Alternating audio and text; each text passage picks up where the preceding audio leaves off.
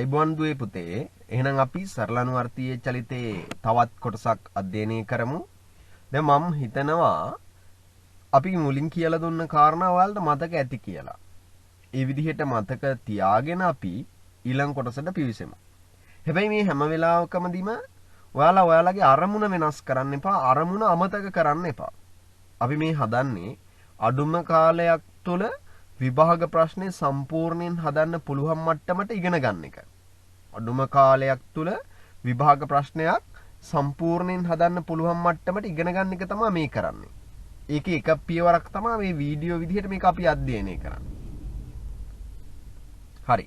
මොකද මට කියන්නකෝ සරල අනුවර්තීය චලිතය මතකද?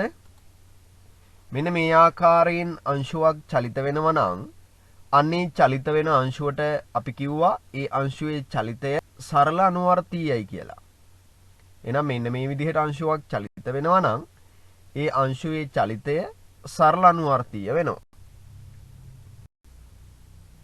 බලන්න ආයේ මේ අධ්‍යයනය කරලා. ඔන්න පුතේ අංශුව ගමන් කරනවා. මේ අංශුවේ ගමන් පෙත ගමන් මාර්ගය සරල රේඛාවක් ඔස්සේ නේද? එහෙනම් සරල අනුවර්තීය චලිතයේ යෙදෙන අංශුවේ වැදගත් දෙයක් තමයි මේ චලිතයේ පෙත සරල රේඛීය වෙන්න ඕනේ. ඊළඟට මේ බලන්න මේ අංශුව ගමන් කරන පෙතේ කෙළවරවල් දෙකක් අපිට හඳුනා ගන්න පුළුවන්. කෙළවරවල් දෙකක් හඳුනා ගන්නවා කියන එකේ තේරුම එහෙනම් අපිට ඒකෙන් කියන්න පුළුවන් නේද? මෙන්න මේ මධ්‍ය ලක්ෂයේ වටා නේද මේ අංශුව ගමන් කරන්නේ. එහෙනම් සරල අනුවර්තීය චලිතයේ යෙදෙන අංශුවක් සරල රේඛීයව ගමන් කරන්නත් ඕනේ. යම් අචල ලක්ෂයක් වටා දෙපසට ගමන් කරන්නත් ඕනේ. යම් අචල ලක්ෂයක් වටා දෙපසට ගමන් කරන්නත් ඕනේ.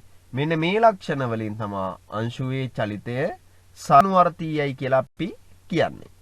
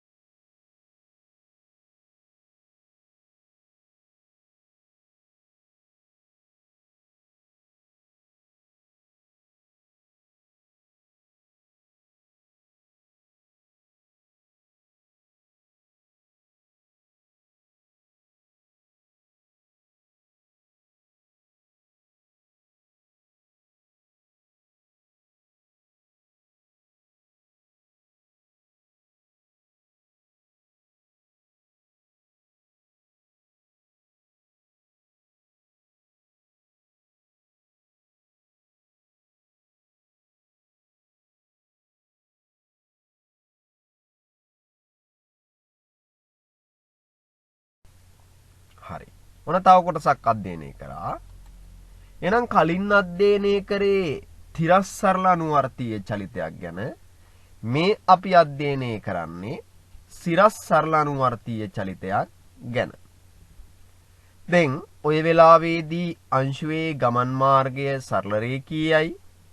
යම් අචල ලක්ෂයක් වටා දෙපසට ගමන් කරන එක තමයි වෙන්නේ. යම් අචල ලක්ෂයක් වටා දෙපසට ගමන් කරන එක තමයි වෙන්නේ.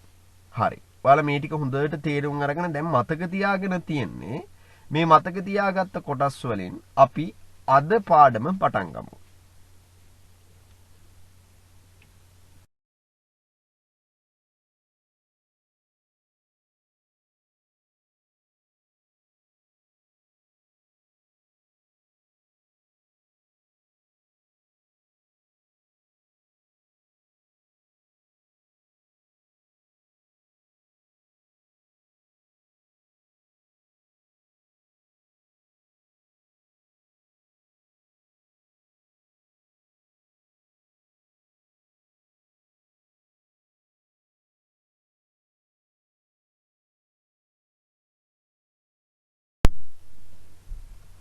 පුතේ දැන් මං අද කියලා දෙන්න යනවා ඔයාලට සරල අනුවර්තීය චලිතයත් වෘත්ත චලිතයත් අතර සම්බන්ධතාවයක් තියෙනවා කියලා.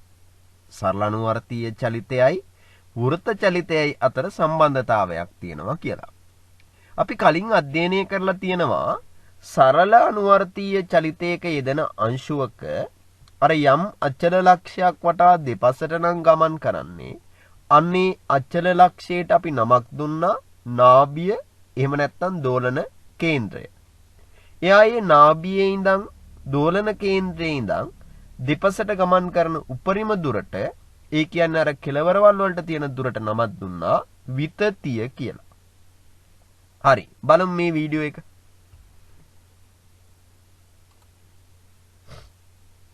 හොඳට අධ්‍යයනය කරන්න මොකද්ද මෙතනදී වෙන්නේ කියලා. අංශුවක් තියෙනවා පුතේ. ඒ අංශුව වෘත්තාකාර පෙතක ගමන් කරනවා. ඒ අංශුව වෘත්තාකාර පෙතක ගමන් කරද්දී එයාටම සිරස් රේඛාවකින් බැඳිලා තව අංශුවක් ගමන් කරනව නේද? එහෙනම් මේ එක අංශුවක් වෘත්තාකාර පෙතක ගමන් කරද්දී එයාට සිරස් රේඛාවකින් බැඳුණු අනිත් අංශුවේ චලිතය දිහා බලන්න. අන්නේ අනිත් අංශුව යම් අචල ලක්ෂයක ඉඳන් දෙපසට ගමන් කරනවා. එහෙනම් මේ එකක් ඇඳලා තියෙන්නේ වෘත්තාකාර චලිතයක් පුතේ. ඒකටම බැඳිච්ච සරල අනුවර්තීය චලිත අංශුවක් තමයි ඉහළින් ඇඳලා තියෙන්නේ.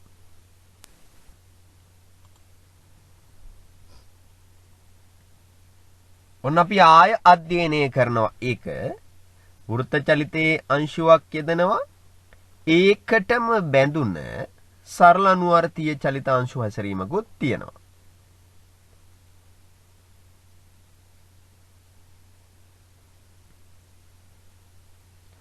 ඔයා මෙහෙම හිතන්න පුතේ. දැන් ඔය අංශුවේ චලිතය දිහා, ඒ කියන්නේ වෘත්තාකාර චලිතයේ දෙන අංශුව දිහා ඉහළ ඉඳන් බලනවා. නැත්තම් පහළ ඉඳන් අංශුව දිහා බලනවා. අපි හිතමු දැන් වෘත්තාකාර චලිතයේ දෙන අංශුව දිහා ඔයා ඉහළ ඉඳන් බැලුවා කියලා. ඔයාට ඒ අංශුව ඇත්තටම වෘත්තාකාර චලිතයක යෙදෙනවා කියලා පේනවද? නෑ, මේ පැත්තකින් බැලුවොත් තමයි ඔයාට පේන්නේ මේ අංශුව වෘත්තාකාර චලිතයක යෙදෙනවා කියලා. ඔයා මේ වෘත්තාකාර චලිතයක යෙදෙන අංශුව දිහා ඉහළ ඉඳන් බැලුවොත් ඔයාට පේන්නේ පුතේ අන්නේ අංශුව තිරස් සරල අනුවර්තීය චලිතයක යෙදෙනවා කියලා.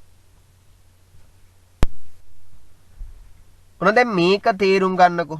දැන් මම පුතේ වෘතයක් ඇඳලා තියෙනවා. මේ වෘතේ අංශුවක් චලිත කරවන්න යන්නේ. දැන් මේ වෘතේ අංශුවක් චලිත කරනවා. දැන් මම අංශුව චලිත කරනවා. ඔයාට තියෙන්නේ මේ අංශුව දිහා බලාගෙන ඉන්න විතරයි. මම දැන් අංශුව චලිත කරනවා. ඔයාට තියෙන්නේ මේ වෘත්තාකාර චලිතයේ දෙන අංශුව දිහා බලන් ඉන්න. හැබැයි දැන් මම බලන් ඉන්නේ ඉදිරිපසින්. ඔයා බලන්න එපා ඉදිරිපසින්. ඔයා යන්න මේ අංශුවේ පැත්තකට, මේ වෘතයේ පැත්තකට යන්න. දැන් ඔයා ගියා වම් මත පැත්තේ කෙළවරට. දැන් හිතින්ම වා ගන්න මේක. මම දැන් ඉදිරිපස්සේ ඉඳන් මේ අංශුව වෘත්තාකාර චලිතයක නියලවනවා. ඔයා ඔය වෘතයේ වම් මත පැත්තට ගිහිල්ලා හරි කෙලින් බලාගෙන ඉන්න වෘතය දිහා. දැන් ඔයා හරි කෙලින් වෘතය දිහා බලන් ඉද්දි ඔයාට වෘතයක් පේනවද? නෑ, ඔයාට වෘතයක් පේන්නේ නෑ. ඔයාට සරල රේඛාවක් පේනවා. හරි. දැන් ඔයා හිනන් දිහා බලාගෙන ඉන්නේ මොකක් දිහාද? සරල රේඛාව දිහා. මම බලන් ඉන්නේ මොකක් දිහාද? වෘතය දිහා.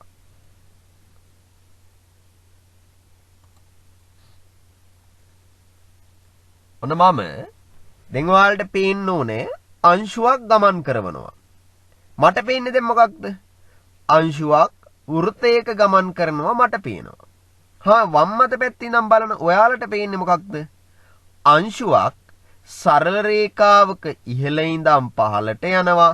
ආය පහළ ඉඳන් ඉහළට යනවා.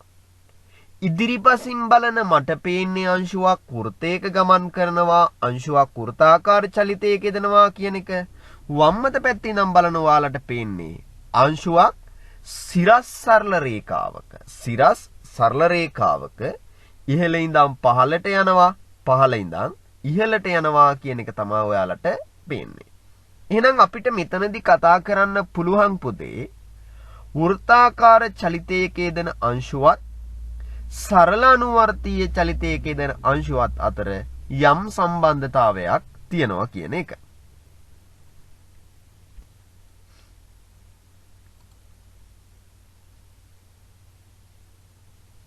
ඒ කිව්ව කතාව ඔයාලට හොඳටම පැහැදිලි වෙනවා මේ ටික හරියට තේරුම් ගත්තොත්. මේ බලන්න. දැන් ඔයාලට පැහැදිලි වෘත්තාකාර චලිතයක අංශුවක් යෙදෙනකොට ඊටම ගැළපෙන සරල අනුවර්තීය චලිත ස්වභාවයකුත් තියෙනවා. එහෙනම් සරල අනුවර්තීය චලිතේ ඇතැම් ගණිත කොටස් කතා කරන්න, ඇතැම් ගණිත කොටස් සාකච්ඡා කරන්න, ඇතැම් ගණිත කොටස් පහසුවෙන් උත්තර විදිහට ලබා ගන්න අපිට භාවිතා කරන්න පුළුවන් මෙන්න මේ වෘත්ත චලිතයේ දැනුම. එහෙනම් දැන් අපි අධ්‍යයනය කරන්න යන්නේ වෘත්ත චලිතය භාවිතා කරන්නේ කොහොමද සරල අනුවර්තීය චලිතයේ ගණන් හදන්න කියන එක. පටන් ගමු. දෙන ලද සරල අනුවර්තීය චලිතයක් වෘත්ත චලිතයක් භාවිතා කරලා විසඳන්නයි යන්නේ. එන්න පළවෙනි කතාවට. මෙන්න කඩයිරි වලින් ඇඳලා තියෙනවා පුතේ ඒ අංශුවේ වෘත්තාකාර චලිතය, තිරස් සරල රේඛාවකින් ඇඳලා තියෙනවා සරල අනුවර්තීය චලිත හැසිරීම. එහෙනම් මම එක විටම කතා කරන්න යන්නේ වෘත්ත චලිතය ගැනත් සරල අනුවර්තීය චලිතය ගැනත්. මතක් කරගන්න වෘත්ත චලිතයේ කඩයිරෙන්, සරල අනුවර්තීය චලිතයේ තිරස් රේඛාවෙන්. අංශුවක් ලකුණු කරලා තියෙනවා. මේ අංශුව අපි හිතමු ඔමෙගා කෝණික ප්‍රවේගයකින් තමයි මේ වෘත්තයේ ගමන් කරන්නේ. ඔමෙගා කෝණික ප්‍රවේගයෙන් මේ වෘත්තයේ ගමන් කරනවා. ඒ වෘත්තයේ අරයක් තියෙනවා. ඒ අංශුවේ ඉඳන් වෘත්තයේ අරයටත් මම රේඛාවක් ඇඳලා තියෙනවා. අලුතෙන් දෙයක් මෙතනදී මම ඇඩ් කරා. මොකක්ද? මේ වෘත්තාකාර චලිතයේ යෙදෙන P කියන අංශුවේ ප්‍රලම්බ ප්‍රක්ෂේපණයක් අඳිනවා ඔය ඇඳලා තියෙන තිරස් රේඛාව මතට. P කියන අංශුවේ සාධාරණ පිහිටීමක් අපි ලකුණු කරලා තියෙනවා. එයාගේ ප්‍රලම්බ ප්‍රක්ෂේපණයක් ලකුණු කරනවා BC රේඛාව මතට. මෙන්න මේ රූපේම නැවතත් දත්ත විදිහටම ලකුණු කරලා තියෙනවා. P කියලා අංශුවක් තියෙනවා. එයා ඔමෙගා කෝණික ප්‍රවේගයකින් වෘත්ත චලිතයක යෙදෙනවා. යෙදෙන වෘත්ත චලිතයේ පතය කඩිරි වලින් ඇඳලා තියෙනවා. P කියන අංශුවේ සාධාරණ පිහිටීමේ ඉඳන් වෘත්තයේ කේන්ද්‍රය ඕට රේඛාවක් ඇඳලා තියෙනවා.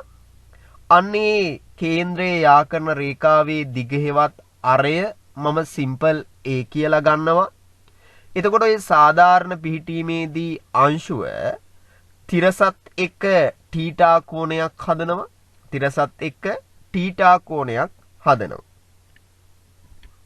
මේ සාධාරණ පිහිටීමේ ඉන්න P කියන අංශුවේ ප්‍රලම්බ ප්‍රක්ෂේපණයක්. ඒ කියන්නේ P කියන අංශුවේ ඉඳන් හරියටම සිරස් රේඛාවක් අඳිනවා BC රේඛාව මතට. P කියන අංශුවේ ඉඳන් හරියටම අඳින සිරස් රේඛාව BC රේඛාව කපන තැන අපි හිතනවා තව අංශුවක් තියෙනවා Q කියලා. එහෙනම් P අංශුවේ ඉඳන් අඳින ප්‍රලම්බ ප්‍රක්ෂේපණයෙන් තමා ප්‍රලම්බ ප්‍රක්ෂේපණයට අදාළ ලක්ෂයෙන් තමා Q අංශුව නිරූපණය කරන්නේ. එතකොට පුතේ P කියන අංශුව ඔමෙගා කෝණික ප්‍රවේගයකින් වෘත්ත චලිතයක යෙදෙනකොට ඔයා දැන් හිතින් මවා ගන්න Q කියන අංශුවට මොකක් වෙන්නේද? Q කියන අංශුව ඔය BC රේඛාව දිගේ ගමන් කරනවා. දැන් අපි අර කලින් ඇඳලා පෙන්නුව වීඩියෝ එක මතක් වෙනවා. කලින් කතා කරපු රූප සටහන් මතක් වෙනවා. P කියන අංශුව වෘත්තාකාර චලිතයකයේ දෙද්දී ඊට අනුරූප Q අංශුව සරල අනුවර්තීය චලිතයක යෙදෙන්න ඕනේ BC රේඛාව මත. මේ සරල අනුවර්තීය චලිතයක යෙදෙන Q අංශුවේ විස්ථාපනය මම අර වෘත්ත චලිතයේ කේන්ද්‍රයේ ඉඳන්ම අයින්නවා. ඒ කියන්නේ Q අංශුවේ විස්ථාපනය O වල ඉඳන්ම අයින්නවා. අන්නේ විස්ථාපනය මම X කියලා ලකුණු කරනවා. අපි පැහැදිලි කරලා තියෙනවා විස්ථාපනයේ මනින්නේ යම් දිශාවකටද අන්නේ දිශාවටම තියෙන Q අංශුවේ තරණය ඒ දිශාවටම තියෙන Q අංශුවේ තරණය x ඩබල් ඩොට් විදිහට නම් කරන්න පුළුවන්. P අංශුව ඔමෙගා කෝණික ප්‍රවේගයකින් වෘත්ත චලිතයක නියතනවා. Q අංශුව සරල අනුවර්තීය චලිතයක නියැලෙනවා. Q අංශුවේ විස්ථාපනයේ O වල ඉඳන්ම අයින්නවා. විස්ථාපනයේ පවතින්නේ යම් දිශාවකටද ආන් ඒ දිශාවටම පවතින ත්වරණය x ඩබල් ඩොට් වෙනවා. දැන් අපි බලමු මෙන්න මේ රූප සටහන භාවිතයෙන් ගණිතමය සංකල්ප ටිකක් ඔප්පු කරලා ගන්න කොහොමද කියලා. අපිට මේ පාඩමේ ගණන් හදන්න ඕනේම ටිකක් ඔප්පු කරන්නයි යන්නේ. පළවෙනි කතාව. මේ p අංශුවට කේන්ද්‍රය ඔස්සේ ත්වරණයක් තියෙනවා. p අංශුවට කේන්ද්‍රය ඔස්සේ ත්වරණයක් තියෙනවා. ඔයා වෘත්ත චලිතයේ පාඩමේ ඉගෙනගෙන තියෙනවා. මේ p අංශුවේ කේන්ද්‍රය ඔස්සේ තියෙන ත්වරණය අරය වතාවක් ඔමෙගා වර්ගයෙන්, ඒ කියන්නේ a ඔමෙගා වර්ගයෙන් ගන්න පුළුවන්. එහෙනම් අපි දන්නවා p අංශුවේ කේන්ද්‍රය ඔස්සේ ත්වරණය මොකක්ද කියලා. මේ p අංශුවේ කේන්ද්‍රය ඔස්සේ තියෙන ත්වරණය පුතේ මට එකිනෙකට ලම්බක සංරචක දෙකකට විභේදනය කරන්න බැරිද? එකිනෙකට ලම්බක සංරචක දෙකකට විභේදනය කරන්න පුළුවන්. හරි. එහෙම විභේදනය කළොත් මොකක් වෙනවද? එහෙම විභේදනය කළොත් මට ඔය p අංශුවේ තිරසත් එක්ක තියෙන තරණ සංරචකය a ඔමෙගා වර්ගය cos θ කියලා ගන්න පුළුවන්. එහෙනම් p අංශුවේ තිරස් තරණ සංරචකය a ඔමෙගා වර්ගය cos θ කියලා ගන්න පුළුවන්. හේතුව මේ කේන්ද්‍රයට යා කරන රේඛාව තිරසත් එක්ක හදන කෝණය θ නම් ඒ තිරස් සංරචකය a ඔමෙගා වර්ගය cos θ වෙනවා. නමුත් θ අඩංගු ඍජුකෝණී ත්‍රිකෝණයක් මට මේ රූප සටහනේ මතු කර ගන්න පුළුවන්. θ අඩංගු ඍජුකෝණී ත්‍රිකෝණයක් මේ රූප සටහනේ මතු කර ගත්තාම ඒ ඍජුකෝණී ත්‍රිකෝණයේ බද්ධපාදයේ x විදිහටත් කර්ණය a විදිහටත් හොයාගත්තාම cos θ යනු x බෙදීම a කියලා අධ්‍යයනය කරන්න පුළුවන්. එහෙනම් cos θ වල අගය දන්නවා නම් මේ p අංශුවේ තිරස් තරණ සංරචකයේ cos θ වෙනුවට x බෙදීම a ආදේශය කරන්න හැකියාව ලැබෙනවා. සුළු කරාම පුතේ අපිට ගන්න පුළුවන් මේ p කියන අංශුවේ තිරස් තරණ සංරචකය ඔමෙගා වර්ග x වෙනවා. හැබැයි p අංශුවේ මේ තරණ සංරචකයේ තිරසට පවතින්නේ b වල ඉඳන් c කියන දිශාවට. ඒ කියන්නේ BC දිශාවට. හරි. දැන් p අංශුවේ තිරස්තරණ සංරචකයම නේද පුතේ q අංශුවේ තිරස්තරණ සංරචකය වෙන්නේ. එහෙනම් q අංශුවට තරණයක් තියෙනවා b වල ඉඳන් c පැත්තට. ඒ කියන්නේ O කේන්ද්‍රය දෙසට. මොකක්ද ඒකේ විශාලත්වය? ඔමෙගා වර්ගය x. හැබැයි අපි කලින් ලකුණු කරා නේද q කියන අංශුවට තරණයක් තියෙනවා O වල ඉඳන් ඉවතට x ඩබල් ඩොට් කියලා. එහෙනම් මේ දෙකෙන්ම නිරූපණය වෙන්නේ එකම කතාව. දිශාව වෙනස් වුණාට. එහෙනම් ඒකේ සාරාංශය තමයි q අංශුවට තරණයක් තියෙනවා O වල ඉඳන් ඉවතට x ඩබල් ඩොට් ඒක සමානයි ඍණ ඔමෙගා වර්ගය x ට. එහෙනම් අපි කලින් කියලා දුන්නා යම්කිසි අංශුවක සරල චලිතය සරල අනුවර්තීය කියලා පෙන්වන්න ඕනේ නම් ඔයා කරන්න තියෙන්නේ එයාගේ චලිත සමීකරණයේ x ඩබල් ඩොට් සමානයි ඍණ ඔමෙගා වර්ගය වතාවක් x කියලා පෙන්වන එක නේද? හැබැයි දැනටමත් අපිට ආව මේකෙදී q අංශුවේ තරණ සමීකරණය අන්න ඒ ආකාර වෙනවා. එහෙනම් p අංශුවේ චලිතය වෘත්තාකාරයි, q අංශුවේ චලිතය සරල අනුවර්තීය ආකාරයි.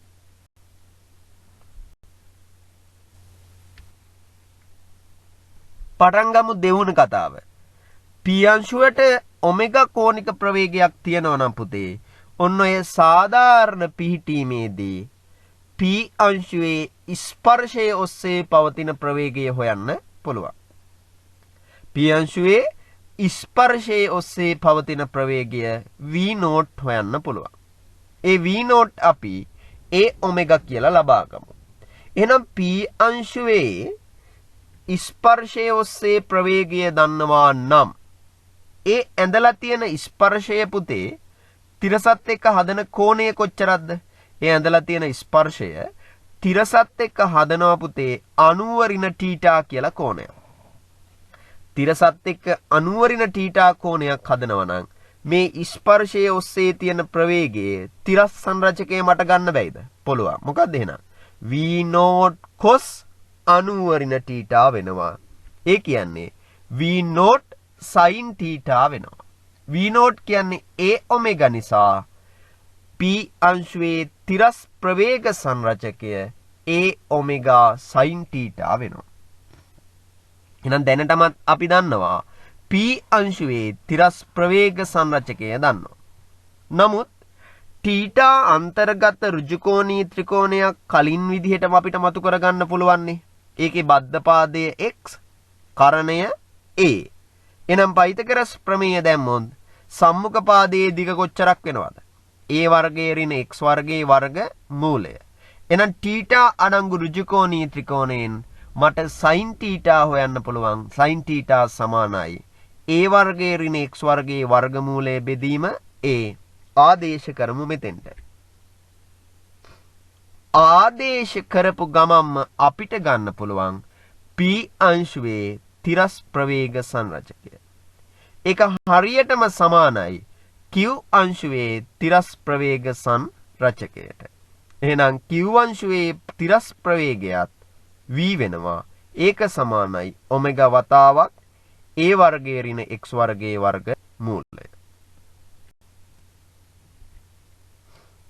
දැන් අපි දන්නවා එහෙනම් පුතේ සරල අනුවර්තීය චලිතයකේ දෙන q අංශුවේ මේ ඇඳලා තියෙන සාධාරණ පිහිටීමේදී ප්‍රවේගය මොකක්ද කියලා.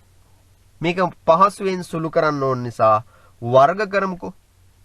වර්ග කරාම අපිට එනවා v වර්ගය සමානයි ඔමෙගා වර්ගය වතාවක් a වර්ගය ඍණ x වර්ගය. මේ මොකක්ද ආවේ?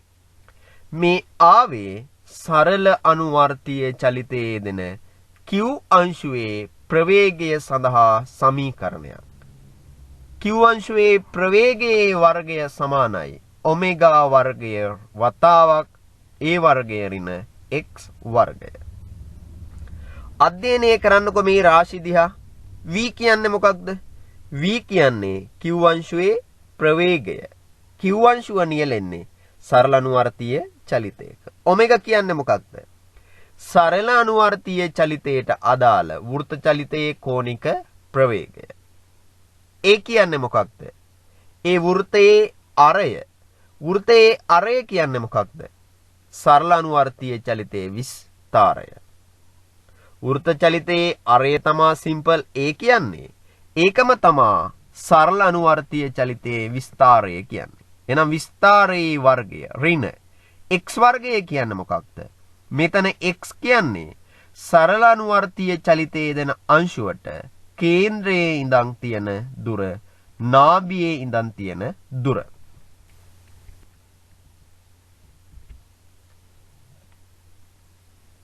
සරල අනුවර්තීය චලිතයක් ලබා ගත්තාම පුතේ ඊට අනුරූප වෘත්ත චලිතයක් තියෙනවා කියලා අපි දැන් දන්නවා. සරල අනුවර්තීය චලිතයක් ලබා ගත්තාම ඊට අනුරූප වෘත්ත චලිතයක් තියෙනවා කියලා අපි දන්නවා. දැන් අපි බලමු අපිට විභාගෙදි දෙන සරල අනුවර්තීය චලිතයට අදාළව වෘත්ත චලිතයේ හැසිරීමක් කොහොමද ලකුණු කරගන්නේ කියලා. ඔන්න දැන් හිතේ චිත්‍රයක් තියෙන්න ඕනේ අපි කලින් කතා කරපු රූපය ගැන. අර වෘත්තයක් ඇඳලා තිබ්බ p අංශුව තියෙන රූපය ගැන. ඔයාට ඕනනම් සරල අනුවර්තීය චලිතයක් හා වෘත්ත චලිතයක් සම්බන්ධ කරගන්න පළවෙනි පියවර. සරල අනුවර්තීය චලිතයේ චලිත සමීකරණය ගන්නවා. ඒක x ඩබල් ඩොට් සමානයි ඍණ ඔමෙගා වර්ගයේ වතාවක් x හරි x ඩබල් ඩොට් සමානයි ඍණ ඔමෙගා වර්ගයේ වතාවක් x ඍණ a ආකාර වෙනවා. එතන තියෙනවා ඔමෙගා කියලා එක්කෙනෙක්. අන්න ඒක තමා වෘත්ත චලිතයට අනුරූප කෝණික ප්‍රවේගය වෙන්නේ.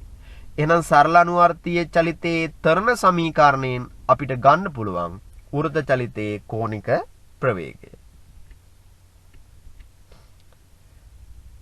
කලින් අපි කියලා දීලා තියෙනවා සරල අනුවර්තීය චලිතයේ නාභිය එහෙම නැත්නම් දෝලන කේන්ද්‍රය හොයන්නේ කොහොමද? දෝලන කේන්ද්‍රය හොයන්නේ පුතේ මේ තරණය බිඳුව වෙන යම් ලක්ෂයක් ඇද්ද? ඒ කියන්නේ x ඩබල් ඩොට් බිඳුව වෙන යම් ලක්ෂයක් ඇද්ද? ඒක තමා දෝලන කේන්ද්‍රය. එහෙනම් ඉහත ලබාගත් තරණ සමීකරණයේ තරණය බිඳුව කරන්න x ඩබල් ඩොට් බිඳුව කරන්න අන්න ඒකෙන් අපිට දෝලන කේන්ද්‍රය හොයන්න පුළුවන්. සරල අනුවර්තීය චලිතයේ දෝලන කේන්ද්‍රය කියන්නේ වෘත්ත චලිතයේ කේන්ද්‍රය. දැන් අපි හොයාගත්තා වෘත්ත චලිතයේ කෝණික ප්‍රවේගය ඔමෙගා සමානයි ත්වරණ සමීකරණයේ ඔමෙගාට. වෘත්ත චලිතයේ කේන්ද්‍රය සමානයි සරල අනුවර්තීය චලිතයේ දෝලන කේන්ද්‍රයට. අවසාන එක ඔයා සරල අනුවර්තීය චලිතයේ විස්තරය හොයන්න. සරල අනුවර්තීය චලිතයේ විස්තරය සමානයි වෘත්ත චලිතයේ අරයට. කාරණා 3යි. වෘත්ත චලිතයේ ඔමෙගා සමානයි ත්වරණ සමීකරණයේ ඔමෙගාට. වෘත්තයේ අරය කේන්ද්‍රය සමානයි සරල අනුවර්තීය චලිතයේ නාභියට. වෘත්තයේ අරය සමානයි සරල අනුවර්තීය චලිතයේ විස්තරයට. මොකක්ද පුතේ ආවර්ත කාලය කියලා කියන්නේ? ආවර්ත කාලය. මේවා ගණන් හදාගෙන යනකොට ඔයාලා නිකම්ම කටපාඩම් වෙනවා. සරල අනුවර්තීය චලිතයක යෙදෙන වස්තුවක් පුතේ එයා ගමන් කරන පතය වටා එක්වරක් ගමන් කිරීමට ගන්නා කාලය ආවර්ත කාලයයි. දැන් සරල අනුවර්තීය චලිතය එක තැනකින් පටන්ගෙන අපි හිතමු නාභිය පහු කරගෙන අනිත් කෙළවරට යනවා. ආයේ ආපස්සට නාභිය පහු කරගෙන මුල් කෙළවරට එනවා නම් එයා ගමන් ගත්තේ එක් වටයක් නේද? ඒක වෘත්ත චලිතයෙන් හිතුවොත් වෘත්ත චලිතයේ සම්පූර්ණ වෘත්තයක් ගෙවා ගියා නේද? එහෙනම් එක් වරක් පතේ වටා එක් වරක් ගමන් කිරීමට ගන්නා කාලය හෙවත් වෘත්ත චලිතයේ එක් වටයක් ගමන් කිරීමට ගන්නා කාලය පුතේ අපි ආවර්ත කාලය කියලා කියනවා. ඒ ආවර්ත කාලය අපිට හොයන්න පුළුවන් පුතේ මොකක්ද? සරල අනුවර්තීය චලිතයේ යෙදෙන q අංශුවේ ආවර්ත කාලය සමානයි වෘත්ත චලිතයේ යෙදෙන p අංශුවේ පූර්ණ වෘත්තයක් චලිත වීමට ගතවන කාලයට. කාලය කියන එක හොයන්න පුළුවන් වෘත්ත චලිතයේදී කොහොමද? වෘත්ත චලිතයේදී කාලය සමානයි පුතේ කෝණික විස්ථාපනයේ බෙදීම කෝණික ප්‍රවේගයට. ඔන වෘත්ත චලිතය ඉගෙන ගත්තාම ඔයාලට මතක් වෙන්න ඕන දැන් වෘත්ත චලිතයේදී කාලය හෙව්වේ කෝණික විස්ථාපනයේ කෝණික ප්‍රවේගයෙන් බෙදලා.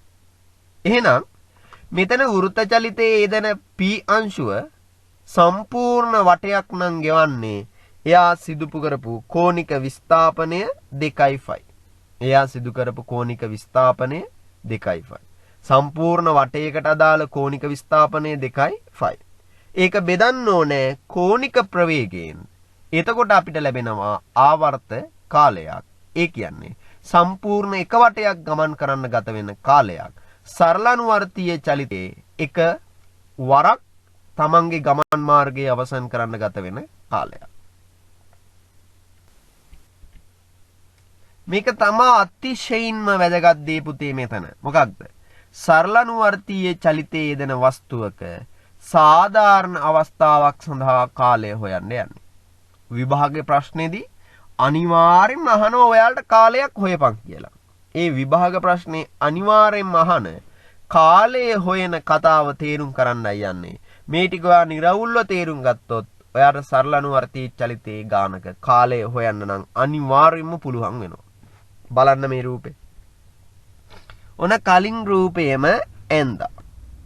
හැබැයි මේ රූපේ තුල පුතේ ඔයා සරල අනුවර්තීය චලිත හැසිරීම වෙනත කඩිරි වලින් නිරූපිත වෘත්ත චලිතයේ හැසිරීම වෙනමත් තේරුම් ගන්න වෙනවා.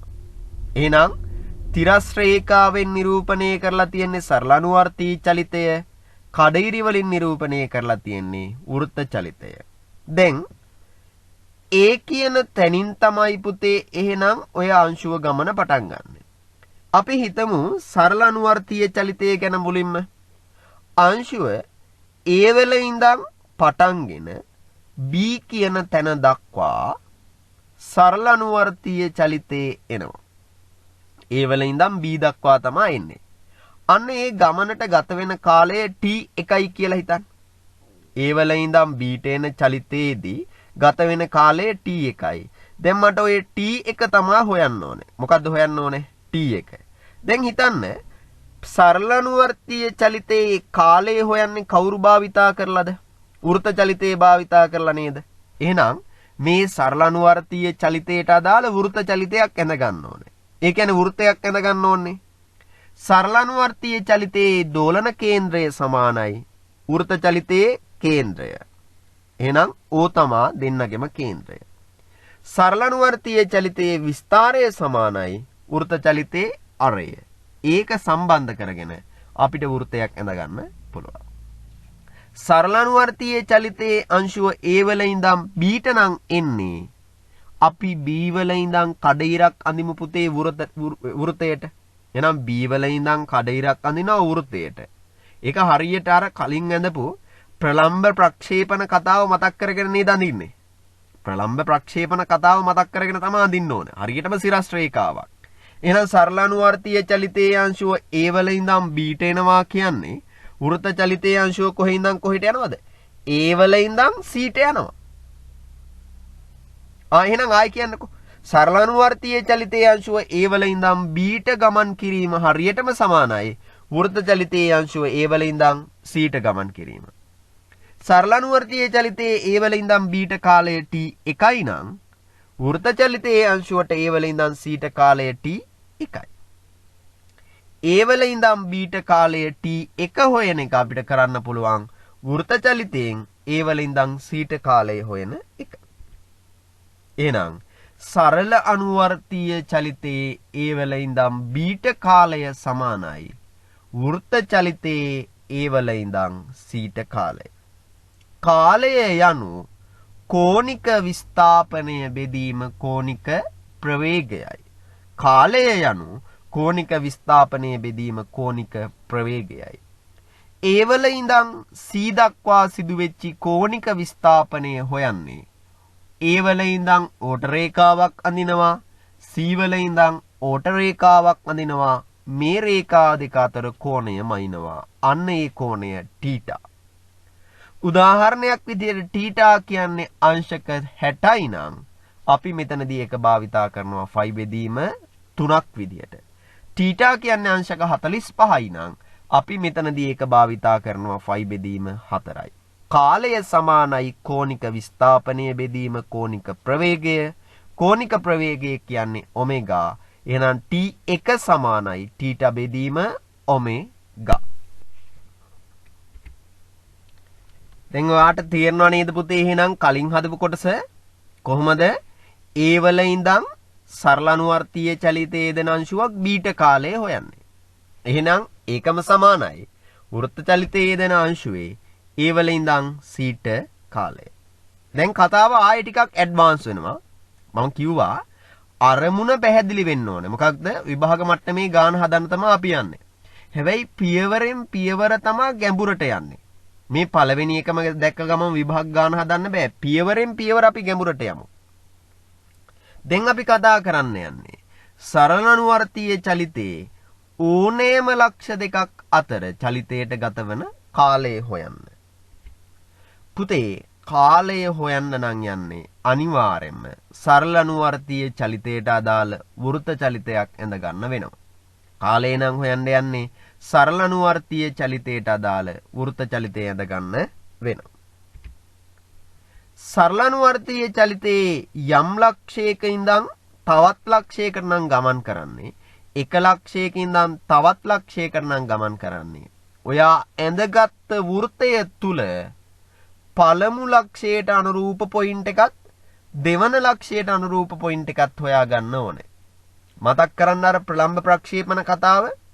අන්නේ ප්‍රලම්බ ප්‍රක්ෂේපණ කතාවෙන් පළමු ලක්ෂයට, ඒ කියන්නේ සරල අනුවර්තීය චලිතයේ පළවෙනි පොයින්ට් එකට අදාළව සිරස් කඩිරක් ඇඳා වෘතයේ ඡේදනය වන තැන තමයි වෘත චලිතයට අදාළ පළවෙනි පොයින්ට් එක. සරල අනුවර්තීය චලිතයේ දෙවෙනි පොයින්ට් එක ගත්තා. එතන ඉඳන් කඩිරක් ඇඳා ඉහළට ඒක වෘත චලිතයේ ඡේදනය වන තැන තමයි වෘත චලිතයේ දෙවෙනි පොයින්ට් එක. සරල අනුවර්තීය චලිතයේ පළමු ලක්ෂයෙන් වෙනි ලක්ෂයට යන්න යන ගත වෙන කාලය සමානයි වෘත චලිතයේ පළමු ලක්ෂයේ ඉඳන් දෙවැනි ලක්ෂයට යන්න ගත වෙන කාලයට. ඒ කාලය හොයන්න නම් ඒකට අදාළ කෝණය හොයාගත්තා. කෝණය දන්නවා නම් බෙදුවා කෝණික ප්‍රවේගයෙන්. කෝණික විස්ථාපනයේ බෙදීම කෝණික ප්‍රවේගයේ අනුත වෙන කාලයයි.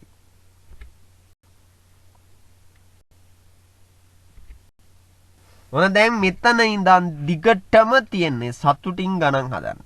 දැන් මෙතන ඉඳන් දිගටම තියෙන්නේ හරි සතුටින් ගණන් ටික හදන්නයි තියෙන්නේ. පළවෙනි ගාන මේ සියල්ලම පැහැදිලි කිරීම. C වල ඉඳන් D ට ගත වෙන කාලය හොයමු. පළවෙනි ගාන C වල ඉඳන් D ට ගත වෙන කාලය හොයමු. කෝ C කෝ D මෙන්න C තියෙනවා මෙන්න D තියෙනවා. එහෙනම් අපි C වල ඉඳන් D ට ගත වෙන කාලය හොයමු. පුතේ C කියන ලක්ෂය වෘත චලිතයේ ලකුණු කරලා තියෙනවා. ඒ ලක්ෂයට අනුරූප සරල අනුවර්තීය චලිතයේ ලක්ෂය සිරස් කඩිරක් ඇඳා කළු පාටින් ලකුණු කරා. D කියන්නේ දෙවනි ලක්ෂය. ඒක වෘත චලිතයේ ලකුණු කරා. එතන ඉඳන් සිරස් රේඛාවක් පහළට ඊට අනුරූප සරල අනුවර්තීය චලිතයේ ලක්ෂය කළු පාටින් ලකුණු කරා. එහෙනම් පළවෙනි කළු පාට පොයින්ට් එකේ ඉඳන් දෙවෙනි කළු පාට පොයින්ට් එකට යන්න ගත වෙන කාලය සමානයි C වල ඉඳන් D ට යන්න ගත වෙන කාලය. පළවෙනි කළු පාට පොයින්ට් එකේ ඉඳන් දෙවෙනි කළු පාට පොයින්ට් එකට යන්න ගත වෙන කාලය සමානයි C වල ඉඳන් D ට යන්න කාලය. C වල ඉඳන් කේන්ද්‍රයට රේඛාවක් අඳින්න D වල ඉඳන් කේන්ද්‍රයට රේඛාවක් අඳින්න. ඒ රේඛා දෙක අතර කෝණය සමානයි කෝණික විස්ථාපනයට. C වල ඉඳන් කේන්ද්‍රයට රේඛාවක් ඇඳා D වල ඉඳන් කේන්ද්‍රයට රේඛාවක් ඇඳා ඒ රේඛා දෙක අතර කෝණය සමානයි කෝණික විස්ථාපනය. එහෙනම් ගතවන කාලය සමානයි වෘත චලිතයේ C වල ඉඳන් D ට කාලයට ඒකම සමානයි කෝණික විස්ථාපනය බෙදීම කෝණික ප්‍රවේගයට ඒකම සමානයි θ බෙදීම ඔමෙගාට. සරල අනුවර්තීය චලිතයේ පොයින්ට් දෙක අතරට කාලය හරියටම සමානයි වෘත චලිතයේ C වල ඉඳන් D ට කාලය ඒකම හරියටම සමානයි කෝණික විස්ථාපනය බෙදීම කෝණික ප්‍රවේගයට ඒකම හරියට සමානයි θ බෙදීම ඔමෙගාට. මෙන්න ඊළඟ ගාන ටිකක් ඇඩ්වාන්ස් වෙනවා එන්න. දෝලන කේන්ද්‍රය O. එහෙනම් දැන් අපිට මේ ගානේ දෙනවා කෙලින්ම දෝලන කේන්ද්‍රය O. අන විස්තරය 4යි එල්ලු. එහෙනම් මේ දීලා තියෙන දත්ත දෙකෙන් ඔයාට ගන්න පුළුවන් මොකක්ද? දෝලන කේන්ද්‍රය දන්නවනම් වෘතයේ කේන්ද්‍රය දන්නවා. විස්තරය දන්නවනම් වෘතයේ අරය දන්නවා. කේන්ද්‍රයක් දන්නවනම් අරයක් දන්නවනම් මේ කියන කතාවට අදාළ වෘත චලිතය ඇඳ ගන්න පුළුවන්. මෙන්න ගාන. කේන්ද්‍රය O වුණ විස්තරය 4L වෙන විදිහට අංශුවක් සරල අනුවර්තීය චලිතයේ දෙනවා. ඒ අංශුවේ A වල ඉඳන් C ට යන්න ගත වෙන කාලයයි හොයන්න ඕනේ. ඒ අංශුවේ A වල ඉඳන් C ට යන්න ගත වෙන කාලයයි හොයන්න ඕනේ. A වල ඉඳන් C ට තියෙන දුර 2L. ඒ අංශුවේ A වල ඉඳන් C ට යන්න ගත වෙන කාලය හොයන්න ඕනේ. A වල ඉඳන් C ට තියෙන දුර 2L. සරල අනුවර්තීය චලිතය දන්නවනම් මොකක්ද කරන්න ඕනේ? මෙන්න මේ සරල අනුවර්තීය චලිතයට අදාළ වෘත චලිතය හොයාගන්න ඕනේ. කොහොමද පුතේ වෘත චලිතය හොයාගන්නේ? සරල අනුවර්තීය චලිතයේ කේන්ද්‍රය යනු අඳින වෘතයේ කේන්ද්‍රයයි. සරල අනුවර්තීය චලිතයේ විස්තරය යනු වෘතයේ අරයයි. ඇඳගත්තා වෘතයක්. මේ බලන්නකො මගේ රූප සටහන් දිහා. මේ රූප සටහන් වල පුතේ සරල අනුවර්තීය චලිතයත් පැහැදිලිව තේරුම් ගන්න පුළුවන්. ඊට අනුරූප වෘත චලිතයත් පැහැදිලිව තේරුම් ගන්න පුළුවන්. සරල අනුවර්තීය චලිතයේ A වල ඉඳන් C ට යනවා කියන එකටම ගැලපෙන්න වෘත චලිතයේ A වල ඉඳන් ඇඳලා තියෙන රතු පාට ඩොට් එකටයි යන්න ඕනේ. එහෙනම් A වල ඉඳන් C ට ගත වෙන කාලය හරියටම සමානයි වෘත චලිතයේ A වල ඉඳන් ඇඳලා තියෙන ওই රතු පාට ඩොට් එක ගාවට යන්න ගත වෙන කාලය. වෘත චලිතයට අදාළව රේඛා දෙකක් අඳිනවා කේන්ද්‍රයා කරලා ඒ දෙන්න අතර කෝණය θ මයින්නවා. ඒක තමයි කෝණික විස්ථාපන. එහෙනම් සරල අනුවර්තීය චලිතයේ A වල ඉඳන් C ට සමානයි වෘත්ත චලිතයේ හැටියට නම් θ බෙදීම ඔමෙගා. θ බෙදීම ඔමෙගා. දැන් අපි බලමු කොහොමද මේ θ හොයන්නේ කියලා. එහෙනම් දැන් කාලය සමානයි නේද θ බෙදීම ඔමෙගාට. දැන් හොයන්න ඕන θ. θ හොයන්න ඕන වෙන ඍජුකෝණී ත්‍රිකෝණයක් මම ඔන්න දැන් ඔයාලට මතු කරලා පෙන්නුවා. කොහොමද ඔය ඍජුකෝණී ත්‍රිකෝණය ආවේ? බලන්නකෝ θ A වල ඉඳන් C ට 2l නම් C වල ඉඳන් O ට කීයද? 2l. එහෙනම් අපි හදපු ඍජුකෝණී ත්‍රිකෝණේ බද්ධපාදයේ කොච්චරක්ද? 2l. මේ ඍජුකෝණී ත්‍රිකෝණේ කර්ණය හරියටම සමානයි වෘත්ත චලිතයේ අරයට. වෘත්ත චලිතයේ අරය කොච්චරක්ද? 4l. එහෙනම් මේක භාවිතයෙන් θ හොයන්න පුළුවන්. cos θ සමානයි භාගයයි. cos θ සමානයි නම් භාගයට පුතේ θ කියන්නේ අංශක 60යි. හැබැයි අපි මෙතනදී භාවිතා කරන්නේ θ සමානයි 5 බෙදීම 3යි. එහෙනම් අපි θ වලගේ දන්නවා 5 බෙදීම 3ක් කියලා. A වල ඉඳන් C ට කාලය සමානයි වෘත්ත චලිතයේ හැටියට θ බෙදීම ඔමෙගාට θ සමානයි 5 බෙදීම 3 බැවින් ගත වෙන කාලය සමානයි 5 බෙදීම 3යි 5. හරි ලස්සනයි, හරි ලේසි. මේවා අමාරු නෑ. සරල අනුවර්තීය චලිතය අධ්‍යයනය කරා. ඊට අනුරූප වෘත්ත චලිතය ඇඳගත්තා. වෘත්ත චලිතයෙන් θ මතු කරලා වෙනම θ වලාගේ හෙව්වා. θ බෙදීම ඔමෙගා වලින් කාලය හෙව්වා. අපි යමු බලන්න ගානට. දෝලන කේන්ද්‍රය O. දෝලන කේන්ද්‍රය දන්නවා කියන්නේ එහෙනම් වෘත්තයේ කේන්ද්‍රය දන්නවා. විස්තාරය 8l. විස්තාරය දන්නවා යනු වෘත්ත චලිතයට අදාළ අරය දන්නවා. එහෙනම් අපිට මේ සරල අනුවර්තීය චලිතයට අනුරූප වෘත්ත චලිතයක් අඳිනවා නම් වෘත්තයක් අඳිනවා නම් ඒ වෘත්තයේ කේන්ද්‍රය O වෙන්නම ඕනේ. ඒ වෘත්තයේ අරය 8l වෙන්නම ඕනේ. හොයන්න කියන්නේ පුතේ A වල ඉඳන් C ට ගත වෙන කාලය. මෙන්න බලන්න මම ඇඳලා තියෙනවා A වල ඉඳන් C ට රූප සටහන. මට කියන්නකෝ දැන් හිතලා ඔයාලා කලින් ගානේ මේ ගානේ තියෙන වෙනස මොකද්ද? පළවෙනියට මම ඔයාලට පැහැදිලි කරා පුතේ තිරස් සරල අනුවර්තී චලිතයට අදාළ කාණය හොයන්නේ කොහොමද කියලා. දැන් එහෙනම් මේ පැහැදිලි කරන්න යන්නේ මොකද්ද? සිරස් සරල අනුවර්තීය චලිතයට අදාළ කාලය හොයන්නේ කොහොමද කියලා. සරල අනුවර්තීය චලිතය දන්නවනම් ඊළඟ ස්ටෙප් එක මේ සරල අනුවර්තීය චලිතයට අදාළ වෘත්ත චලිතයක් ඇඳ ගන්න ඕනේ.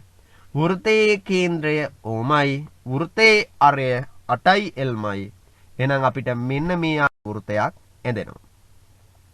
බලන්නකො මේ සරල අනුවර්තීය චලිතයයි වෘත්ත චලිතයයි අතර තියෙන සම්බන්ධතාවය. මම හැම වෙලේම මේ රූප සටහන් වලින් උත්තර පැහැදිලි කරන්න ඔට්ටු වෙන්නේ ඔයාලට निराවුල්ව අධ්‍යයනය කරන්න හැකියාවක් තියෙන්න ඕනේ. මේවා කටපාඩම් කරපු දැනුමක් නොවෙන්න ඕනේ. මේක තේරුම් ගත්ත දැනුමක් වෙන්න ඕනේ. එහෙනම් සරල අනුවර්තීය චලිතයේ අංශුව A වල ඉඳන් C ට යනවා කියන එක වෘත්ත චලිතයේත් අපිට මේ ආකාරයෙන් ලකුණු කරන්න පුළුවන්. A වල ඉඳන් තිරස් රේඛාවක් අඳිනවා වෘත්තයට. C වල ඉඳන් තිරස් රේඛාවක් අඳිනවා වෘත්තයට. එතනින් අපිට හොයාගන්න පුළුවන් සරල අනුවර්තීය චලිතයේ අංශුව A වල ඉඳන් C ට යනවා යනු වෘත්ත චලිතයේ කොහේ ඉඳන් කොහෙට යනවාද කියන එක. දැන් එහෙනම් කාලය හොයන්න නේද තියෙන්නේ. කාලය සමානයි කෝණික විස්ථාපනයේ බෙදීම කෝණික ප්‍රවේගය. කොහොමද කෝණික විස්ථාපනය ගන්නෙ? වෘත්ත චලිතයේ පළවෙනි පොයින්ට් එකේ ඉඳන් කේන්ද්‍රයට රේඛාවක් ඇඳා දෙවෙනි පොයින්ට් එකේ ඉඳන් කේන්ද්‍රයට රේඛාවක් ඇඳා ඒ රේඛා දෙක අතර කෝණය තමයි කෝණික විස්ථාපනය වෙන්නේ. එහෙනම් මෙතනදී කෝණික විස්ථාපනය කියන්නේ මොකක්ද? θ. එහෙනම් A වල ඉඳන් C ට කාලය සමානයි θ බෙදීම ඔමෙගා. එහෙනම් අපි මොකද්ද දැන් කරන්න ඕන පුතේ? θ හොයමු. එහෙනම් ඔන්න අපි θ හොයන එකේ අරමුණ ඇතුව ඍජුකෝණී ත්‍රිකෝණයක් මතු කරලා ගන්නවා. අන්නේ මතු කරලා ගන්න ඍජුකෝණී ත්‍රිකෝණේ බද්ධ පාදය 5l. කර්ණය කියන්නේ වෘත්තයේ අරය. වෘත්තයේ අරය 8l. එහෙනම් මෙන්න ඍජුකෝණී ත්‍රිකෝණයේ පුතේ කර්ණය දන්නවා, බද්ධ පාදය දන්නවා, එහෙනම් cos θ සමානයි 5 බෙදීම 8ක් වෙනවා. කාලය කියන්නේ පුතේ θ බෙදීම ඔමෙගානේ. නේද? cos θ බෙදීම ඔමෙගා නෙමේද? θ බෙදීම ඔමෙගා නිසා අපි මේ හොයපු cos θ වලින් θ තනි කර ගන්නවා. එහෙනම් θ සමානයි cos inverse 5 බෙදීම 8යි. θ වලාගේ දන්නවනම් ගත වෙන කාලය සමානයි කෝණික විස්ථාපනයේ බෙදීම කෝණික ප්‍රවේගය. ඒකම සමානයි θ බෙදීම ඔමෙගාට. θ වලාගේ දන්න නිසා cos inverse 5 බෙදීම 8 කියන සමස්ත පදයේම බෙදන්න ඕනේ ඔමෙගාන්. ඒකෙන් අපිට කාලය හොයාගන්න පුළුවන්. තිරස් සරල අනුවර්තී චලිතයට කාලය හෙව්වා. සිරස් සරල අනුවර්තීය චලිතයට අදාළ කාලය හෙව්වා. දැන් ඊළඟ එකට. මෙන්න දෙනවා. දෝලන කේන්ද්‍රය O විස්තාරය 3L. මොනවද දීලා තියෙන දත්ත දෙකම? වෘත්ත චලිතයේ කේන්ද්‍රයේදී ඇත. වෘත්ත චලිතයට අදාළ වෘත්තයේ අරයේදී ඇත. කේන්ද්‍රය දන්නවා නම් අරය දන්නවා නම් ඕනෑම අවස්ථාවක වෘත්තයක් අඳගන්න පුළුවන්. මෙන්න ගාන. පළවෙනි ගණන් දෙකට වඩා මේ ගාන ආයෙත් වෙනස්. මොකක්ද මෙතන තියෙන වෙනස?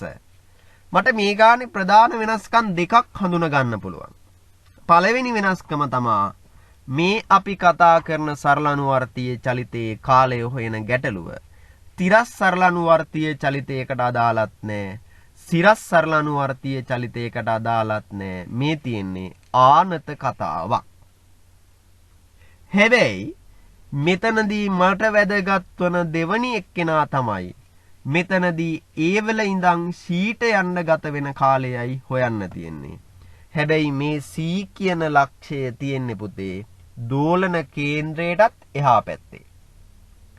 නිකන් හිතලා කියන්න සරල අනුවර්තීය චලිතයේ දෙන අංශුවේ ඒවල ඉඳන් සීට ගත්තාම ඒවල ඉඳන් සීට කොච්චර දුරක් තියෙනවද?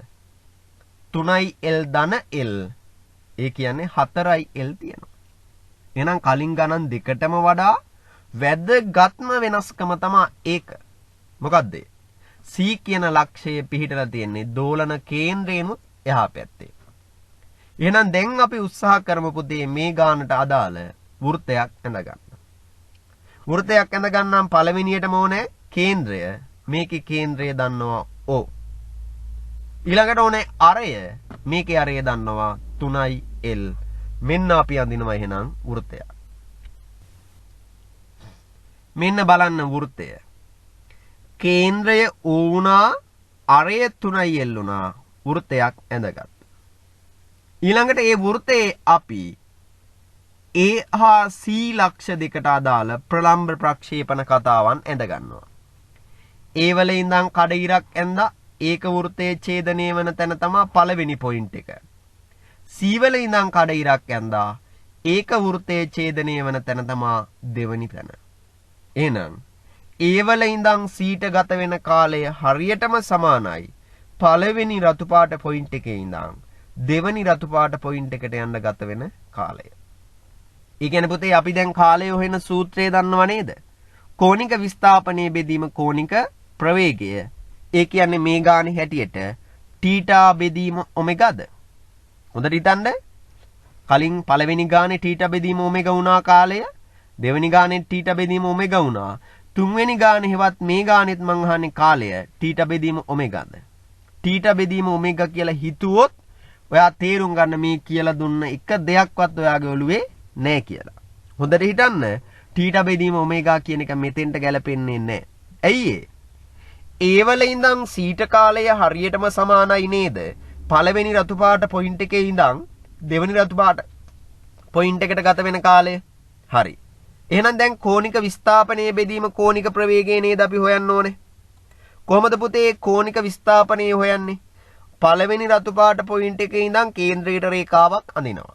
ඊළඟට දෙවෙනි රතු පාට පොයින්ට් එකේ ඉඳන් කේන්ද්‍රයට රේඛාවක් අඳිනවා. ඔන්න ඔය රේඛා දෙක අතර කෝණය තමයි කෝණික විස්ථාපනය වෙන්නේ. හැබැයි මේ ගානේ හැටියට ඒ රතු පාට රේඛා දෙක අතරට අදාළ කෝණය මහා කෝණය. ඒ මහා කෝණය අපි වෙනත් විදිහකට ප්‍රකාශ කරන්න පුළුවන් කොච්චරක් කියලාද? 180 ඍණ θ. ඒ කියන්නේ 5 ඍණ θ කියලා. එහෙනම් මෙතනදී සිදුවෙන කෝණික විස්ථාපනය 5 ඍණ θ. ඇයි පුතේ මම මේ රතු පාට රේඛා දෙක අතර කෝණේ ඇල්ෆා කියලා දාගන්න නැතුව මේ ෆයි ඍණ තීටා කියලා හොයාගන්නේ? පුතේ අපිට ඇල්ෆා කියලා දාගත්තොත් මේ රේඛා දෙක අතරට අදාළ මහා කෝණය ඒ ඇල්ෆා ප්‍රකාශ කරන්න ඍජුකෝණී ත්‍රිකෝණයක් ඇඳ ගන්න බෑ. හැබැයි මේ කෝණික විස්ථාපනයේ ෆයි ඍණ තීටා කියලා දාගත්තොත් මේ තීටා කියන සුළු කෝණය හොයාගන්න ඍජුකෝණී ත්‍රිකෝණයක් ඇඳ ගන්න පුළුවන්. ඒ නිසා තමා මේ වෙලාවේදී සිදුවෙච්ච කෝණික විස්ථාපනය තීටා කියන සුළු කෝණයක් භාවිතයෙන් ෆයි ඍණ තීටා කියලා ගන්න. එහෙනම් තීටා වලගේ හොයාගන්න ඍජුකෝණී ත්‍රිකෝණයක් මට දැනටමත් ලැබිලා පේනවා. මෙන්න මේ ඍජුකෝණී ත්‍රිකෝණය. මේ ඍජුකෝණී ත්‍රිකෝණයේ බද්ධ පාදය කියන්නේ කේන්ද්‍රයේ ඉඳන් සීට තියෙන දුර, කේන්ද්‍රයේ ඉඳන් සීට තියෙන දුර L.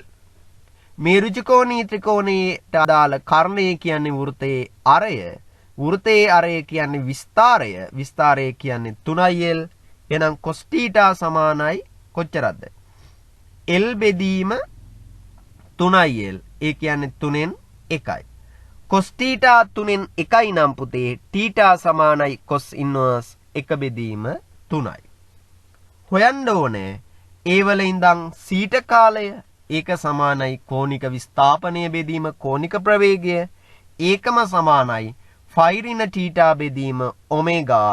එහෙනම් පුතේ θ හොයලා තියෙන නිසා 1 බෙදීම ඔමෙගා වතාවක් ෆයි ඍණ θ වෙනුවට ආදේශ කරා cos ඉන්වර්ස් 1 බෙදීම 3යි.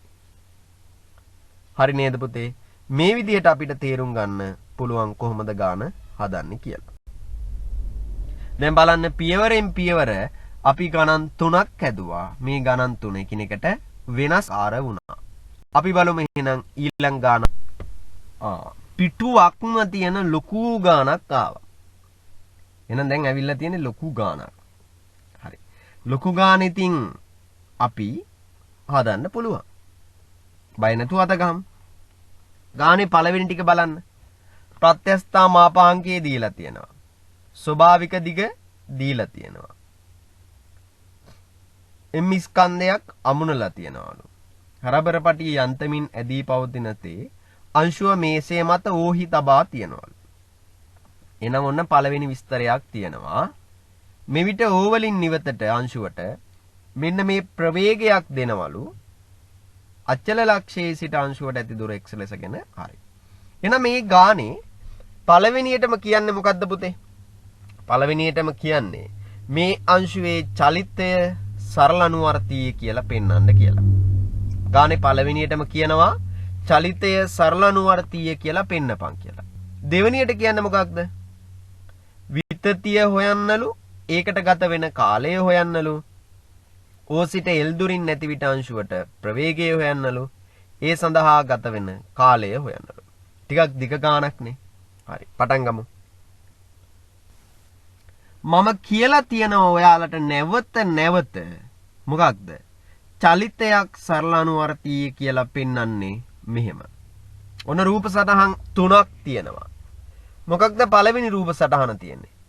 පළවෙනි රූප සටහනේ තියෙන්නේ පුතේ ඒ තන්තුවේ ස්වභාවික දිග ලකුණු කරලා තියෙනවා. ස්වභාවික දිග කොච්චරක්ද? L. ඊළඟට දෙවෙනි රූප සටහනේ මම මේ චලිතේ ආරම්භක පිහිටීම ලකුණු කරලා තියෙනවා. මොකක්ද මේ චලිතේ ආරම්භක පිහිටීම? ඔය ස්වභාවික දිගේ තියෙන අංශුවට 3i වර්ගමූල gl ප්‍රවේගයක් ලබා දෙනවා කියන එක තමයි ආරම්භක පිහිටීම. එහෙනම් ස්වභාවික දිග ඇඳා ආරම්භක දිග ඇඳා. ඊට පස්සේ දැන් මේ ආරම්භක පිහිටීමේ ඉඳන් අංශුව පුතේ අපි විසිකරන පැත්තට නේද අංශුව දැන් ගමන් කරන්නේ. මේ විසිකරන පැත්තට තමයි අංශුව ගමන් කරන්නේ. මේ පැත්තට නම් අංශුව ගමන් කරන්නේ ඒ ගමන් කරන පැත්තේ යම් සාධාරණ පිහිටීමක් ගන්නවා. එහෙනම් අපිට සාධාරණ පිහිටීම මේ ආකාරයෙන් නේද ලකුණු කරන්න වෙන්නේ.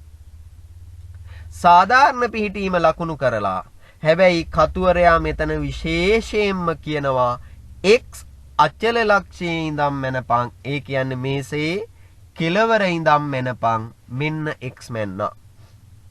x පවතින්නේ යම් දිශාවකටද ඒ දිශාවටම ඒ අංශුවට තරණයක් තියෙනවා x ඩබල් ඩොට් තරණයත් ලකුණු කරා. සියලුම බලයන් ලකුණු කරන්න ඕනේ. මෙතනදී අපිට වැදගත් වෙන්නේ ආතතිය විතරයි. අන්නේ ආතතිය t කියලා ලකුණු කරා. එහෙනම් දැන් මේ ඇඳගත් සාධාරණ පිහිටීමට අදාළ රූප සටහන අරගෙන අපි යමු ගාන හදන්න. මෙන්න තියෙනවා පුතේ ඒ සාධාරණ පිහිටීමේ රූප සටහන. අචල අක්ෂයේ ඉඳන් x මැනලා තියෙනවා. x පවතින දිශාවට තරණේ x ඩබල් ඩොට් වෙනවා. ආතතිය ලකුණු කරලා තියෙනවා t. හදපු හැම සරල අනුවර්තීය ගානකම චලිතය සරල අනුවර්තීයයි කියලා පෙන්වන්න මොකද්ද කළේ? සාධාරණ පිහිටීම සලකලා f සමානයි m යෙදුවා. යොදන්න f සමානයි m t සමානයි m ඍණ x ඩබල් ඩොට් වෙනවා. t එක දිශාවකටත් x ඩබල් ඩොට් ප්‍රතිවිරුද්ධ දිශාවටත් පවතින හින්දා තමයි මෙතන ඍණ ලකුණක් ආවේ. දැන් මේ t අකුර තියාගෙන ගාන හදන්න බෑ. t වලට ආදේශ කරන්න වෙනවා. අපි දැනටමත් දන්නවා ඇදුන තන්තුවක ගොඩනැගෙන ආතති බලය සමානයි ප්‍රත්‍යස්ථා මාපාංකයේ වතාවක් ඇදුන දිග බෙදීම මුල් දිගට. හැබැයි මේ ගානදී පුතේ කතුවරයා අපිට ප්‍රත්‍යස්ථා මාපාංකයේ mg කියලා දෙනවා. ඇදුන දිග සමානයි මේ වෙලාවේදී x වලින් අඩු කරන්න ඕන ස්වභාවික දිගක්. අන්න එතකොට තමයි ඇදුන දිග එන්නේ. ඒ කියන්නේ කඩිරේ ඉඳන් දකුණු අත පැත්තට තියෙන දුර නේද ඇදුන දිග වෙන්නේ. එහෙනම් මේකේ කඩිරේ ඉඳන් දකුණු අත පැත්තට තියෙන දුර කියන්නේ x ඍණ l. බෙදීම මුල් දිග කියන එකේ තේරුම ස්වභාවික දිග කියන එක. මේකේ දිග ස්වභාවික දිග l. මෙන්න f සමානයි m දැම්මා. ආතතියට ආදේශ කරා. ඊළඟට කරන්නේ මොකද්ද? x ඩබල් ඩොට් තනි කරගන්න එක. x ඩබල් ඩොට් තනි කරගන්නම් මේ ප්‍රකාශනයේම m ගෙන් බෙදනවා. ප්‍රකාශනයේම m ගෙන් බෙදුවම x ඩබල් ඩොට් සමානයි කියලා සමීකරණයක් එනවා.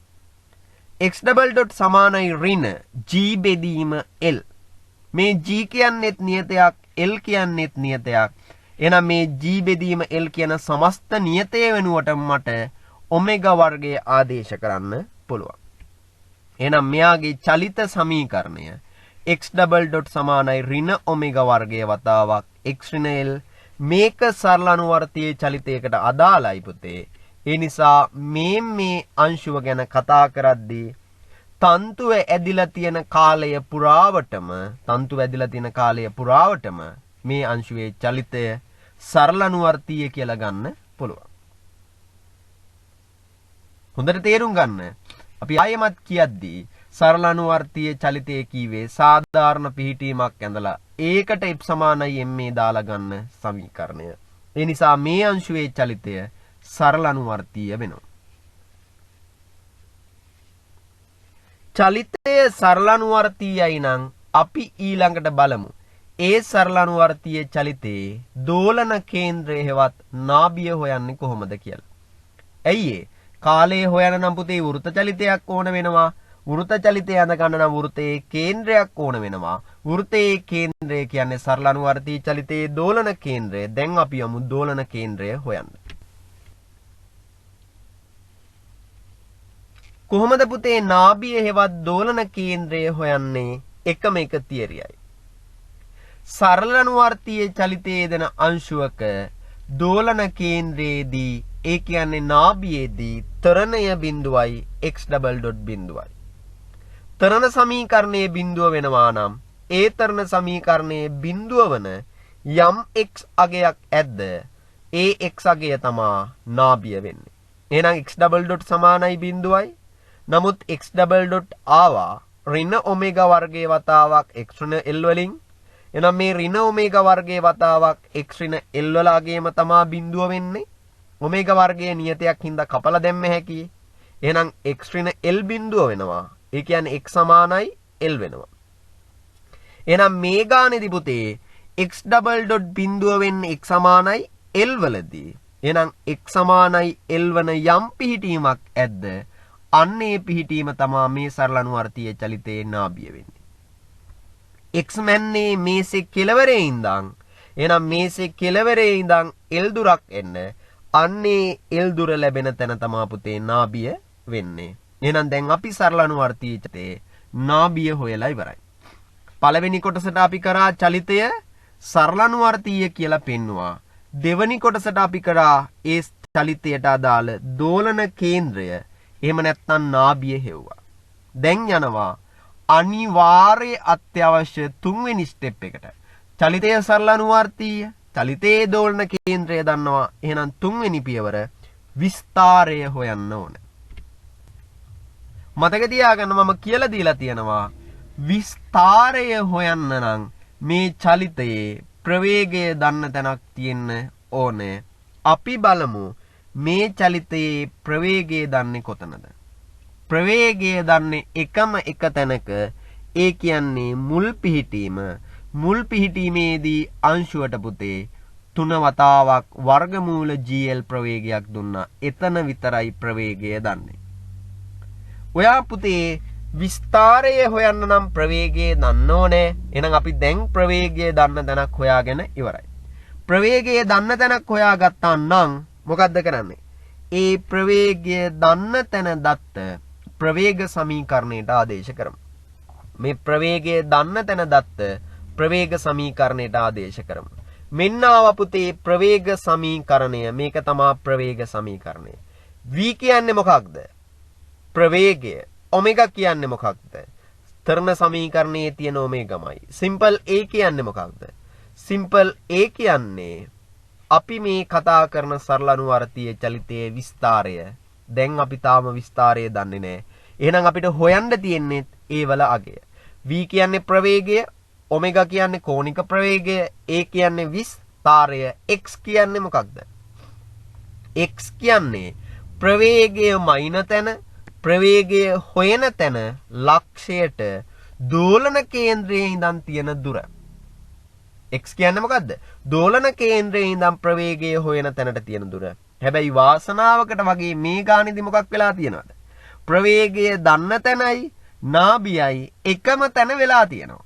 ඒ නිසා මේ ගානිදි විතරක් ප්‍රවේගය හොයන තැනට නාභියේ ඉඳන් තියෙන දුර කොච්චරයිද? 0යි. එහෙම නැතුව දැන් කෙනෙක්ට පටල ගන්න පුළුවන් තැනක් මෙතන තියෙනවා. මොකද්ද පටල ගන්න පුළුවන් තැන? දැන් x කියන එක අපි ගානේ මුලින්ම යන්නේ කොහේ ඉඳන්ද? ගානේ මුලින්ම යන්නේ පුතේ අර බිත්තියේ ඉඳන්නේ. මේසෙ කෙළවරේ ඉඳන්නේ. එහෙනම් මේසෙ කෙළවරේ ඉඳන් මේ ප්‍රවේගය දන්න තැනට දුර කොච්චරද? x වලාගේ l. ඒ කියන්නේ x සමානයි l. ඒ වෙන කතාවක්. ඒ මේසෙ කෙළවරේ ඉඳන් මෙතෙන්ට තියෙන දුර x සමානයි l කියන එක වෙන කතාවක්. හැබැයි ප්‍රවේග සමීකරණයේ x යනු හැම විටම මොකක්ද? ප්‍රවේගය හොයන තැනට නාභියේ ඉඳන් තියෙන දුර. සංකේතය xම වුණාට ප්‍රවේග සමීකරණයේ x හා තරණ සමීකරණයේ x කියන්නේ දෙන්නෙක් පුතා. මේක අර්ථ දැක්වීම. ප්‍රවේගය කියන්නේ සම්මත සූත්‍රයක්. ඒ සම්මත සූත්‍රයේ x කියන්නේ නාභියේ ඉඳන් ප්‍රවේගය දන්න තැනට තියෙන දුර ආදේශ කරමු. ප්‍රවේගය දන්න තැන ප්‍රවේගය 3යි වර්ගමූල GL වර්ග කරාම 9යි GL. ඔමෙගා දන්නවා තරණ සමීකරණයෙන් ඔමෙගා වර්ගය යනු g බෙදීම l ආදේශ කරා g බෙදීම l. හොයන්න ඕනේ විස්තාරය. විස්තාරය කියන්නේ සිම්පල් a. එහෙනම් සිම්පල් a වර්ගය එහෙමයි. x වර්ගය x වලාගේ දුවයි බිඳුව ආදේශ කරා. සුළු කරන්න සිම්පල් a හෙවත් විස්තාරය 3l කියලා එනවා. මෙතනදී ඒ වලාගේ ධන නිසා අපි වර්ගමූලය ගද්දි ඍණ කතාව සැලකුවේ නැහැ. හැබැයි ඒක සඳහන් කරා. ඒ කියන්නේ විස්තාරයක් නිසා ඒ වලට ලැබෙන්න ඕන හැම විටම ධන අගයක්. එම නිසා විස්තාරය සමානයි 3l. මට කියන්න විස්තාරය 3l කියන එකේ තේරුම මොකක්ද? විස්තාරය 3l කියන එකේ තේරුම මොකක්ද? මේ හොයාගත්ත නාභියේ ඉඳන් 3යි වර්ගමූල GL ප්‍රවේගයෙන් මෙයා දකුණු අතට යනවා නේද? ඒ දකුණු අත පැත්තට ගියාට මෙයාට 10යි L දුරක්, 9යි L දුරක්, 8යි L දුරක් දකුණු අත පැත්තට යන්න බෑ. මෙයාට යන්න පුළුවන් උපරිම දුර කොච්චරද නාභියේ ඉඳන්? යන්න පුළුවන් උපරිම දුර නාභියේ ඉඳන් 3යි L. නාභියේ ඉඳන් ගන්න පුළුවන් උපරිම දුර 3l. ඒ කියන්නේ මේසේ කෙළවරේ ඉඳන් ගමන් කරන්න පුළුවන් උපරිම දුර 4l. එහෙනම් ගාන ඊළඟ කොටසට යන්. උපරිම විතතියත් එය ඇතිවන කාලයත් සොයමු. මොකද්ද? උපරිම විතතියත් එය ඇතිවන කාලයත් සොයමු. විතතිය කියන්නේ ඇදෙන දිග. එහෙනම් මෙයාට ඇදෙන්න පුළුවන් උපරිම දුර කොච්චරද? නාභියේ ඉඳන් 3l. හරි නේද? එහෙනම් උපරිම විතතිය කියන්නේ විස්තරයෙන් දැක්වෙන පොයින්ට් එක. ඒ කියන්නේ නාභියේ ඉඳන් 3l. අපි බලමු ඒකට ගත වෙන කාලය හොයන්න. මෙන්න බලන්නකෝ. සරලනුවර්තීය චලිතය හොයාගෙනත් ඉවරයි. ඊට අනුරූප වෘත චලිතය ඇඳලා ඉවරයි. ඇයි මෙතන මම වෘත චලිතයට අදාළව සම්පූර්ණ වෘතයක් අඳින්න නැතුව මේ කඩ කොටසක් අර්ධයක් ඇඳලා තියෙන්නේ? හිතන්න ඇයි මම මේ අර්ධයක් ඇඳලා තියෙන්නේ? පුතේ නාභියේ ඉඳන් දකුණු අත පැත්තට අංශුවට සරලනුවර්තීය චලිතයක යෙදෙන්න පුළුවන්. හැබැයි නාභියේ ඉඳන් වම් අත පැත්තට අංශුවට සරලනුවර්තීය චලිතයක යෙදෙන්න පුළුවන්ද? බෑ. හේතුව ඇයි? නාභියෙන් වම් අත පැත්තට අංශුව යද්දී තන්තුව හැකිලෙනවා. තන්තුව හැකිලෙනවා යනු ආතතිය නැති වෙනවා. ආතතිය නැති වෙනවා යනු සරලනුවර්තීය චලිත ස්වභාවය නැති වෙනවා. ඒ නිසා මේ අංශුවේ සරලනුවර්තී චලිත ස්වභාවයේ පවතින්නේ තන්තුව ඇදිලා තියෙන තාක් විතරයි. එහෙනම් මේ අංශුවේ සරලනුවර්තී චලිත ස්වභාවයේ තියෙන්නේ තන්තුව ඇදිලා තියෙන තාක් විතරයි. තන්තුව ඇදිලා තියෙන තාක් ගැන කතා කරොත් දකුණු අත පැත්ත විතරයි. ඒ නිසා මෙතනදී අපිට කතා කරන්න වෙන්නේ මේ ආකාරයේ සරලනුවර්තී චලිතයෙන් කොටසක්. ඒ නිසා ඒ සරලනුවර්තී චලිත කොටසට අදාළ වෘත්තයේ කොටස විතරයි මම ඇඳලා තියෙන්නේ. එහෙනම් නාභියේ ඉඳන් උපරිම විතතියට යනවා කියන්නේ විස්තරයට යනවා. ඒකට අදාළ වෘත චලිතය අඳිමු. වෘතයේ කේන්ද්‍රය නාභියයි. ඒක ලකුණු කරා. වෘතයේ අරය විස්තරයයි. ඒ කියන්නේ විස්තරය 3l. එහෙනම් අරය 3l වෙච්ච කේන්ද්‍රය ඔය ලකුණු කරපු නාභිය මුණ අර්ධ වෘතයක් ඇඳලා. එහෙනම් නාභියේ ඉඳන් කෙළවරට යනවා කියන්නේ වෘත චලිතයේ කොතනද? පළවෙනි රතු පාට පොයින්ට් එකේ ඉඳන් අර දෙවෙනි කළු පාට ඩොට් එක ගාවට යනවා කියන එකම තමයි. එතකොට ගත වෙන කාලය සමානයි කෝණික විස්ථාපනයේ බෙදීම කෝණික ප්‍රවේගය. මෙතනදී පළවෙනි රතු පාට පොයින්ට් එකේ ඉඳන් දෙවෙනි රතු පාට පොයින්ට් එකට තියෙන කෝණික විස්ථාපනය කියන්නේ කොච්චරද? 90යි. ඒ කියන්නේ ෆයි බෙදීම 2යි. එහෙනම් කෝණික විස්ථාපනය දන්නවා, ඔමෙගා දන්නවා. ඒ නිසා පළවෙනි රතු පාට පොයින්ට් එකේ ඉඳන් දෙවෙනි රතු පාට පොයින්ට් එකට යන්න ගත වෙන කාලය හොයන්න පුළුවන්. ඕකම අපි තව විදිහකට හිතුවොත් හිතනවා. පුතේ නාභියේ ඉඳන් උපරිම විස්ථාපනයක් තියෙන, උපරිම විතතියක් තියෙන, ඒ කියන්නේ විස්තරයේ කෙළවරට යනවා යනු සම්පූර්ණ සරලනුවර්තීය චලිතයකින් කොච්චරක්ද? 4න් එකක් නේද? සම්පූර්ණ වටයකින් 4න් එකක්. සම්පූර්ණ වටයකින් 4න් එකක් කියන්නේ මොකක්ද එහෙනම්? ආවර්ත කාලයෙන් 4න් එකක්. ආවර්ත කාලයේ හෙව්වේ කොහොමද? 2යි ෆයි බෙදීම ඔමෙගායින්. එහෙනම් ආවර්ත කාලයේ 2යි ෆයි බෙදීම ඔමෙගා නම් ඒ ලැබෙන උත්තරය ආය 4ට බෙදුවොත් ඒත් ලැබෙන්නේ මේ කාලයම තමයි.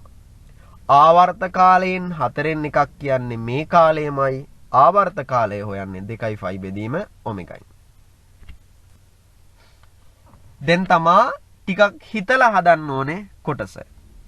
ඕවල ඉඳන් L දුරින් අංශුව ඇති විට එහි ප්‍රවේගය සොයමු. ඇඳ ගන්න රූප සටහන මෙන්න. දැන් අපි O කියලා මේ ගානේ දීලා තියෙන හොඳට තේරුම් ගන්න ගාන ආය පාරක් කියවලා මෙතනදී පුතේ O කියලා දීලා තියෙන්නේ මේ නාභියෙන් දැක්වෙන තැන. එහෙනම් O කියන්නේ ඒ නාභියෙන් දැක්වෙන තැන නම් එතන ඉඳන් L දුරක් එහායින් අංශුව තියෙනකොට නේද අපිට ප්‍රවේගය හොයන්න ඕන වෙන්නේ. ඔන ප්‍රවේග රූප සටහන ඇඳා ඒ හොයන්න ඕන ප්‍රවේගය v1 කියලා ලකුණු කරගත්තා. ප්‍රවේගය හොයන්න අපි දන්නේ පුතේ මේ සූත්‍රය නේද? එහෙනම් මේ සූත්‍රයේ v වර්ගය කියන්නේ ප්‍රවේගයේ වර්ගය. ඒ කියන්නේ v1 වර්ගය. ඔමෙගා කියන්නේ කෝණික ප්‍රවේගය. ඒකත් දැනට අපි දන්නවා. ඒ කියන්නේ විස්තරය. විස්තරය 3l කියලා දන්නවා. මොකද සිම්පල් x කියන්නේ ප්‍රවේග සමීකරණයේ x යනු ප්‍රවේගයේ හොයන තැන ලක්ෂයට නාභියේ ඉඳන් තියෙන දුර. එහෙනම් නාභියේ ඉඳන් මේ ප්‍රවේගයේ හොයන තැනට තියෙන දුර l. එහෙම නැතුව 2l නෙමෙයි. ආදේශ කරන්න සියලුම දත්ත සුළු කරාම ඕවලෙන් l දුරින් අංශුවේ ප්‍රවේගයේ හෙවත් v1 හොයන්න පුළුවන්. හැබැයි v1 කියන්නේ ධනාගයක් නිසා වර්ගමූලයෙන් පස්සේ අපි ධන උත්තරේ ගත්තා. එහෙනම් අපිට ප්‍රවේග සමීකරණය භාවිතා කරලා ඕනෑම තැනක ප්‍රවේගය හොයන්නත් පුළුවන්.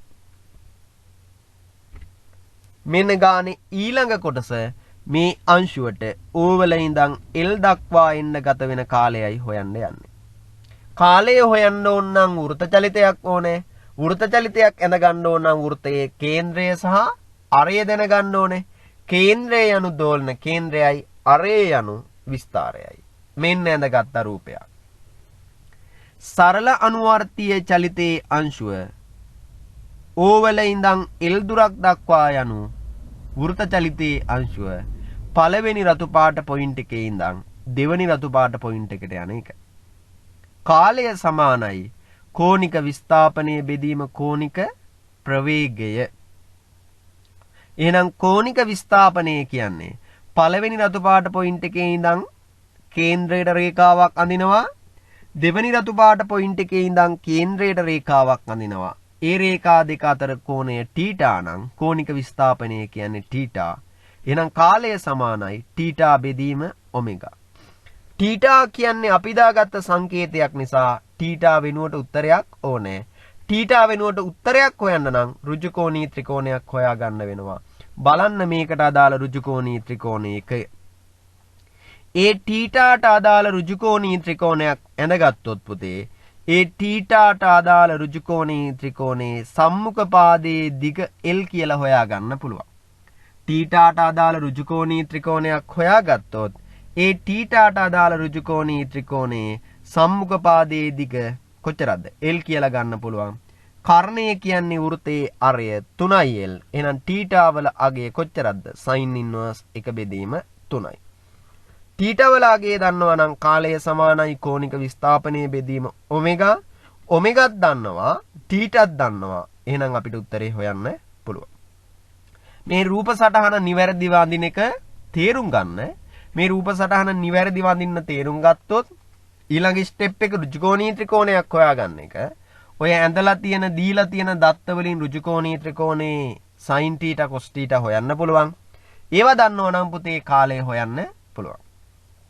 දැන් අපි එහෙනම් අද කතා කරේ මේකෙන් කතා කළේ මොකද්ද? සරල අනුවර්තී චලිතයකට අදාළ කාලය හොයන එක පුතේ. නැවත නැවත මේවා බලලා තේරුම් ගන්න. හැබැයි අරමුණ වෙනස් කරන්න එපා. අරමුණ මොකක්ද? අපි කොහොම හරි සරල අනුවර්තීය චලිතයේ විභාග ප්‍රශ්නයේ හදන තැනට එනවා කියන එක. ඒ අරමුණ ඔයාගේ තියෙනවා නම් ජයග්‍රහණය ඔයා සතු වෙනවාමයි. අරමුණ තියෙන කෙනාගේ ජයග්‍රහණය වළක්වන්න පුතේ කාටවත්ම බෑ. එහෙනම් ඔයාට ජයග්‍රහණය කරන්න හැකියාව නොහැකියාව ඔයා මතමයි තියෙන්නේ. හැබැයි අරමුණක් තියෙන මිනිස්සයා ලෝකේ ජයග්‍රහණය කරනවාමයි. එහෙනම් අපි නැවත හම්බෙමු.